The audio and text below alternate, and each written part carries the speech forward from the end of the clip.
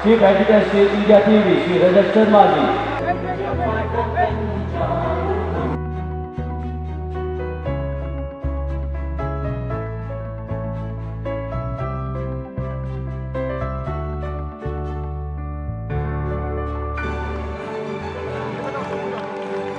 आपकी गर्दन ध्वनि के साथ इस लम्हे को यादगार बनाएं।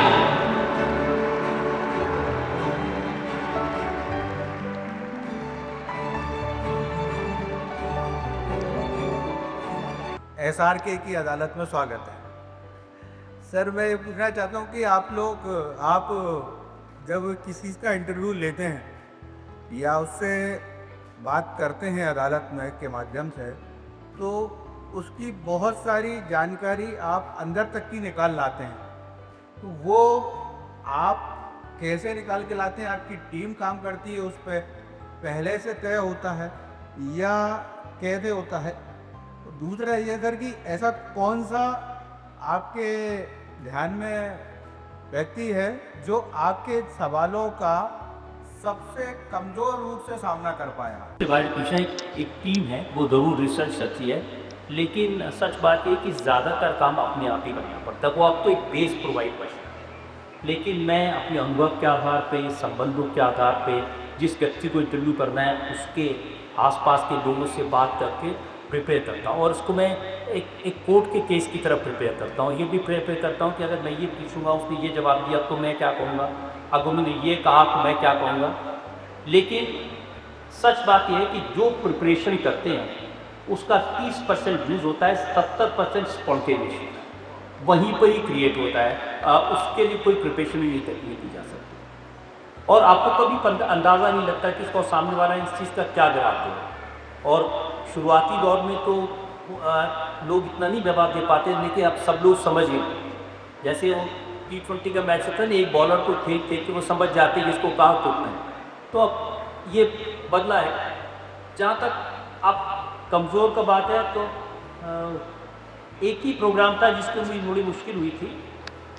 अब वो दुनिया में नहीं है, इसलिए उनका नाम ले सकता हूँ।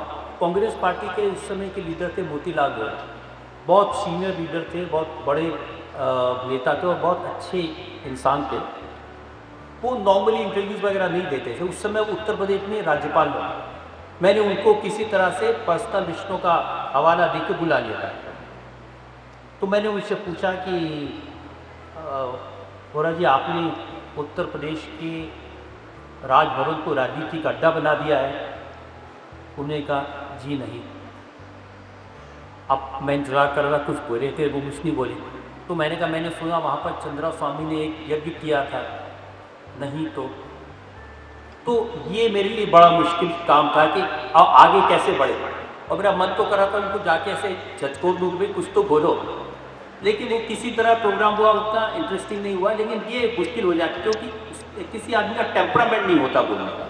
अब मैं ये असेस करने लगा हूँ कि कौन आदमी बोल सकता है, ऐसा कोई है जो नहीं बोल सकता है। तो क्योंकि मैं अपनी चैंपियनशिप भी दिखाना चाहता, मैं ये नहीं दिखाना चाहता मैंने किसी को बुला के ऐसा कर दिया जो बेचारी मैं आगे बोल नहीं पाए, मैं कितना बड़ा ये हूँ। वो मेरी इंटेंशन कभी नहीं रहती है।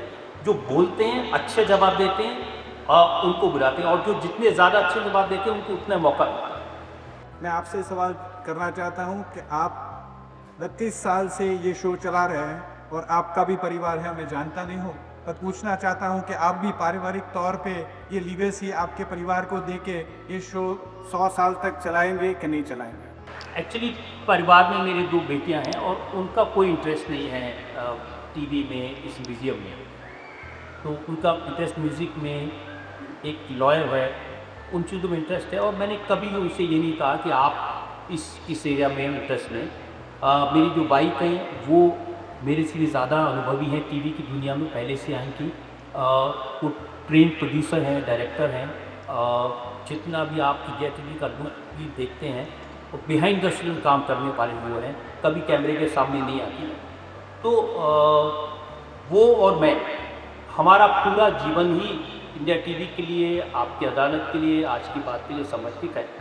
अब आगे के लोग क्या करना चाहेंगे ये हमने उनके ऊपर छोड़ दिया। मैं गोविंद काका की तरह इतना इन्फ्लुएंशियल नहीं हूँ कि सब लोगों को, अपने परिवार के लोगों को उस रास्ते पर डाल सकूँ, ये मेरी कमी है।